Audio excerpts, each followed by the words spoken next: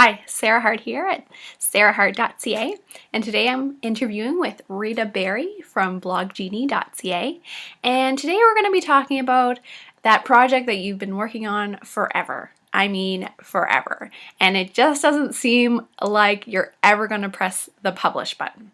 So today we're going to be talking to Rita, who is an amazing blogging coach, and she leads a blogging school program, and she is just a mastermind in productivity and how to get stuff done. And I mean like done. So today we'll be talking to Rita, and here's the interview. Great. So I'd like to start off by just learning more about you, like sort of what's your background and where do you come from, that sort of thing. I have a very diverse, odd background in relation to what I do now. Anyway, I went to university for microbiology. That was kind of my thing. So I guess science and mathy anyway. And then I fell into social services, which was also very much a departure from what I went to school with. And kind of just through random events in 2009, I ended up moving with my whole family out to Alberta. So 14 hours away from where I was. I had to leave my job after nearly a decade there, and I kind of got to that place of what am I going to do now? And it's kind of a long sordid tale of how I came to web design, but that's I just started learning it and kind of getting into the code and how you make blogs better and all that stuff I found really fascinating. And so then I went and kind of back educated and went to college for web design stuff and coding and all that kind of stuff. But the schooling came after for me. I just really enjoyed picking apart websites. So that's how I got started. It was a very roundabout way. And I kind of fell into it and then turned it into a business after kind of having nothing to do because I'm a mom, so I always have something to do. But having a unique opportunity, I guess, being that kind of the job naturally ended, and I had to kind of figure out what I wanted to do, and it wasn't going back into social work. No. It was all done with that. Yeah, now you have this amazing blog and blog school. It helps them start and grow their blog, and your blog on Bloggenie. Just the resources there are absolutely amazing. Oh, thank you. Yeah, it's a labor of love. Yeah, and you can tell that you love writing it and like you know what you're talking about. Well, thank you. It's nice to know that comes across. Oh yeah. I was using it as a reference the other day when I was blogging. I was like, this is a great tutorial for like how to write a good blog post is your website. So Oh, awesome. yeah, so I find with a lot of my clients and me personally, when you have like a blog post, you're starting your first blog, or you're creating your first ebook, or you're starting your first newsletter, getting it out the door is the hardest part. There's always something going on where it just never gets done, and I wanted to pick your brain about that topic and just see what do you think causes that. What sort of causes that with blogging and that sort of thing. So like I call them, I have friends that I call that live in my brain, and I know lots of people call them by different things.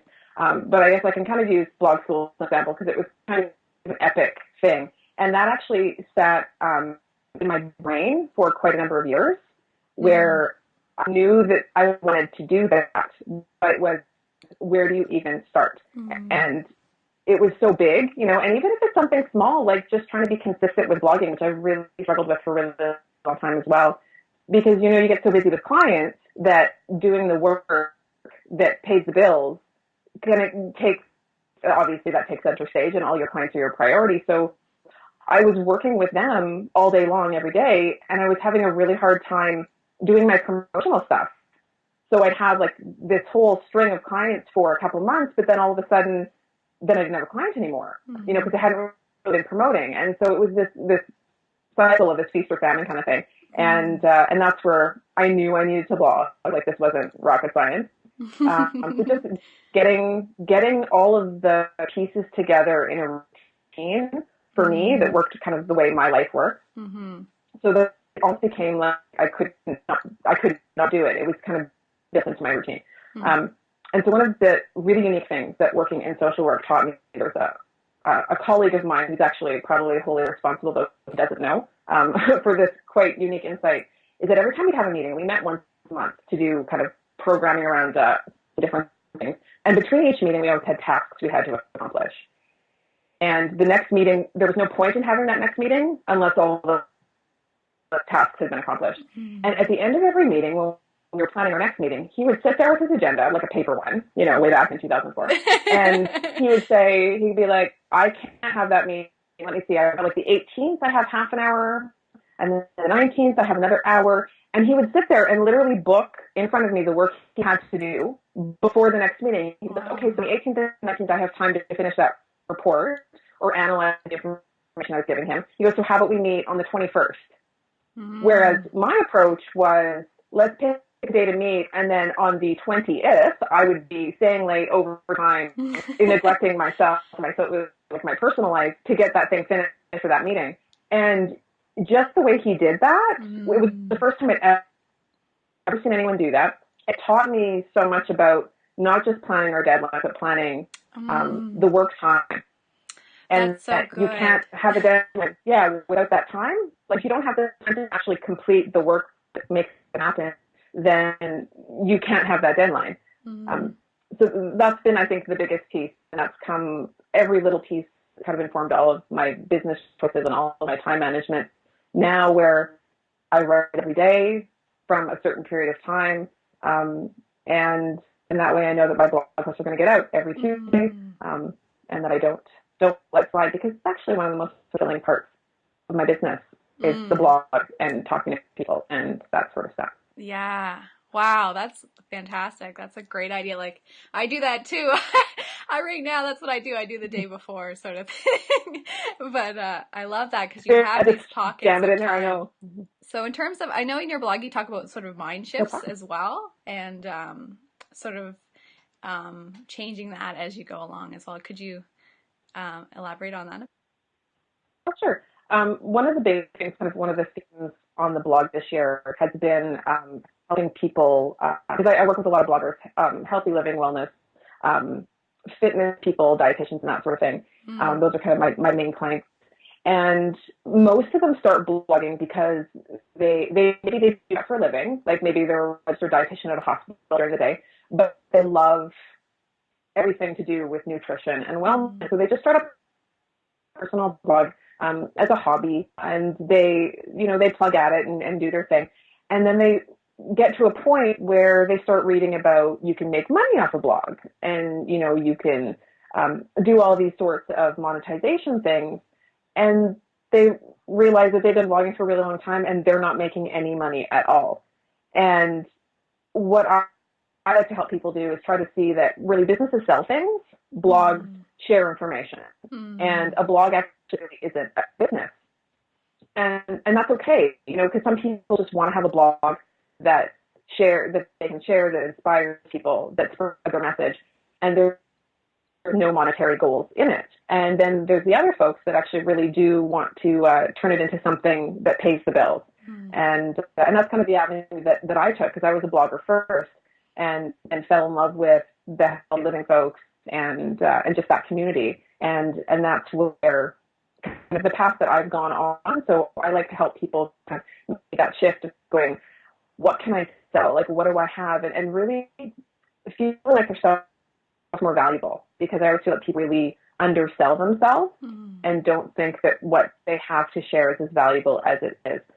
So it's that kind of going pro. If you've ever read The War of Art by Stephen Pressfield, he talks about that shift from amateur to pro, and that you just, when you show up as and you fully kind of own what you do, and you realize that I can choose to be a professional at this. I can choose to do my best, not fluff it off, and really take yourself seriously. Amazing things start to happen. So that's a lot of what my coaching folks I help them with, that big shift. It's hard because some people like to, we all sell ourselves so short. We all have such unique stuff to share. Yeah. Oh, I see that all the time too. And me too. Like, it's almost like you're constantly revising and revising something and changing it so it'd be perfect, so it will be good enough for the world, Yeah. but really you just gotta accept like you're good enough. You're doing. You just got to ship it. You do. Yeah. It's one of the hardest things. And there's actually been a little intake from blog school about if you're shifting around, if you're fiddling with your sidebars constantly, but it's true. Like it's that initial thing when you don't know what to do to grow traffic, to reach your goals. We all distract ourselves with going on social media and not actually promoting ourselves on social media or using social media to be social. So we just use it to read. If you spend an hour on Twitter reading links, it's not doing you any good. And we rearrange our sidebars. We change the colors of fonts. We do all of these things that are not going to make a difference. And it's that's heartbreaking, but I totally get it because I catch myself doing that every now and again. But it's like trying to take actionable steps every day to move at least some projects forward. And then reserve 15 minutes for fiddling with sidebars because I am a designer, so I do need to change the colors of fonts occasionally. And I mean I'm terrible. I'll spend an hour here and there fiddling with my site just because that's my bliss. So what can I say? But if it's distracting, if you're using that to not do something you should actually be doing, then it's not cool. Oh my God. Oh, that's great. Yeah, I do that too. It's terrible. Sidebars are they're addictive. They're sidebars. Oh my. So say if you could give someone like what would be your top tips for someone who's in the middle of a project right now and it's sort of spinning its wheels, what would be your top tips for someone who's just sort of spinning their wheels and not pressing the sort of publish button right now? So, well, the first thing I would think is like, what's the point? And what's the goal of it? And sometimes I find that we get a project and we kind of get lost in it without the whole big idea of what's the point. And being really clear on what the goal for the project is a big thing for me, because if I'm really super passionate about something and I'm excited to get it out into the world because I think it's something of value that people can use, that really helps. But, so often it's just making those plans to make little steps and little progress and breaking stuff. I'm a big fan of breaking stuff down. Because when you're thinking about launching something, whether it's, an ebook, a blog, actually doing a website launch, or you're launching a new product of some kind, we get so overwhelmed with how big it is. And, when you think of a product launch, because I remember staring at the flow chart for the blog school launch and just thinking, like, how on earth is this going to happen? But it can be overwhelming, no matter how big the product is, just whether it's a little thing or what, but it's taking little steps every day, once a week, because you'd be amazed how much progress you can make within an hour sitting with thing and making it go forward. But a lot of it, I think, the blocks that we get is just what you mentioned. It's like, it's never perfect. And part of getting stuff out in the world is really releasing some of that, because it never is. Like we were just talking before the interview about, like, all of a sudden, I just filmed my first interview a little while ago and had it go on the blog. It's not perfect. It's really easy to sit there and stare at the screen and go, I wish, that hair strand wasn't doing that weird thing the whole time. And even just to hear yourself, and on tape and watch yourself talk, which seems entirely unnatural. Yeah. But just doing those things that scare you a little, and knowing that it's just, sometimes you just have to be brave and suck it up and say, this is what I want to do. What I have is of value. And actually, this has been a really good lesson in self-acceptance, at the very least. So it is just little steps day after day going toward an overall goal. And when you have confidence that what your message is valuable and that other people can use it, it kind of just pushes you along. And it's not nearly as scary as you think it is, pressing publish on anything and kicking it out the door. It's not nearly as bad. And it's learning from it, right? Because sometimes you can publish something and no one will buy it. And that's the worst that happens. You don't get laughed out of a room. Just nobody buys it. Okay, well, you learn from that and you do better next time. There's valuable lessons in all of it. And sometimes you just really have to get out of our head about it. Yeah. Oh, wow. Wow. That's amazing. Thank you. I had to learn, being like working at home and trying to balance Mm, regular life and the client part wasn't so hard. Like I don't know if you have this experience, but it's like the client stuff is easy to get done. I love to do it, hmm and those time frames are never hard to keep. But it's when nobody is sitting there mm. telling you, like it's not like a regular job, right? Nobody's saying this is due by Friday. Um, you kind of say it's due by Friday, and you're like, well, who's gonna know, you know? But then you get those projects that all of a sudden you think 2 years down the road you haven't moved on them, Mm, and therefore you haven't with the lessons you need to learn from that project yet. Um, but just the difference between the first class of blog school and now we're going into the third registration for mm, it. It's complete, like the course is virtually entirely different. It's entirely like between the first and second version. All the students were amazing with feedback, but if I didn't publish that first one, which is not perfect, and it's not perfect, you know, I still have a list of improvements a mile long that I keep trying to add every time we have a new class come in. I spend time improving it, making it better, adding stuff, you know, and that sort of thing. But if I didn't get it out of the door way back in, oh gosh, what was that, 2012 now, mm, or 11? No, 12. If it never went out the door the first time, mm. those students wouldn't have been able to give me feedback. I wouldn't have been able to see kind of, you know, where the hiccups were, what information could be better, how to package it better, like everything from the sales process right down to the actual content of the course got revamped in some way. Hmm. But without that feedback from people that actually put money down, who had a vested interest in it being as awesome as it could be, you can't learn anything. So I mean, if you don't Yeah. put out that edition one of that ebook or Mm. you know, that first product, you're never ever going to know how to make it better. Yeah. And there's so much, just having it in people's hands, you learn so much. And that's usually the first thing I hear from everybody when they get their first product out is they wish they would have done it sooner because it's Yeah. not nearly scary. It's just not, you know, once you get it up and go, oh yeah, I just sell stuff, you know, it just becomes like this second nature thing where initially it just like the biggest hurdle in the world. Mm. And it's not people do it all the time. You just kind of have to decide that you're just the kind of person who sells stuff and who makes stuff, and that's just who you are. Mm. And then all of a sudden you are, you know. Um, and as Yeah. an online entrepreneur, which is the weirdest thing to think, but I guess I am now. Yeah. Yeah, I love that so, so much. Just like the idea that you're never going to make anything perfect. It's just a constant like revision, revision, revision. Like it's just always going to be this The thing that beauty you're of the constantly internet. working on. Yeah.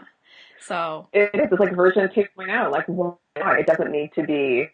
And that's the thing. We all get stuck on perfection, and it has nothing to do with that. It's really just us blocking ourselves mm, because it's never ever perfect. And get right. darn stinking close, and you can still be proud of something, you know, that isn't 100%. You know, like just the accomplishment of putting it out there Mm, and having that thing for sale. mm, Or not, you know, launching, whether it's a free thing or whatever else. I mean, just getting that thing out there. mm. It's fantastic. Wow. Awesome. So I'd love to talk to you about blog school. I know the early registration is launching soon, so I'd love to hear more It about is. that. I think we're in like day 3.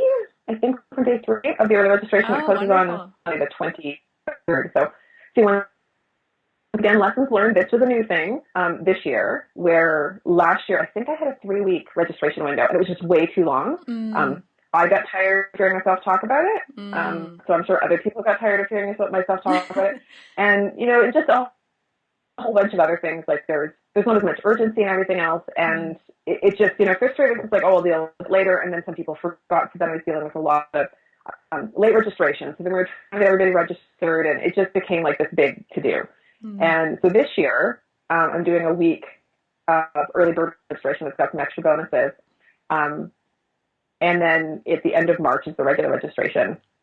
And just a week long both times. So we're going to mm, test that out.